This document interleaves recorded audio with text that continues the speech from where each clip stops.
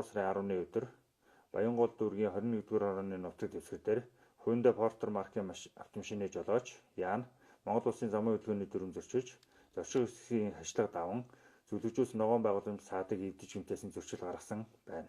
Гаргасан зөрчлийн талаар ярина уу та? Би онон хатаа ээжгээд талхны өдөрт борлуулагчийн ажилдаг. Өчтөр борлуулалтаа хийж явах үедээ юуны гэмтлийн хажуудлын ногоон зүлэгжилсэн газар дэвгүн яаж твцснээс болоод тэгээд бас бороо орж исэн. Тэгээд төгжил ихтэй болсон. Тэгээд дэлгүүрүүд бас уцтаа тэгээд тэрэн дээр гарч явсан. Тэгээд дэлхий ирүүлээ тэрэндээ жоохон тэр зүлэгчж байгаа газрыг бол гэмтээсэн.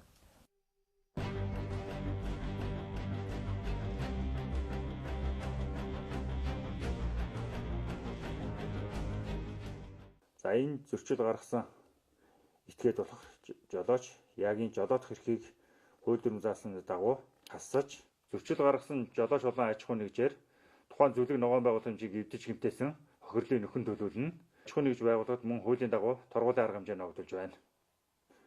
За иймд жолооч та бүхнийг замын хөдөлгөөнд оролцохдоо ямар нэгэн зөрчил гарахгүйгээр мөн бусдын бие болон эд материал хохирол учруулахгүйгээр замын хөдөлгөөний дүрмээ биелүүлж соёлтой оролцохыг анхааруулж байна.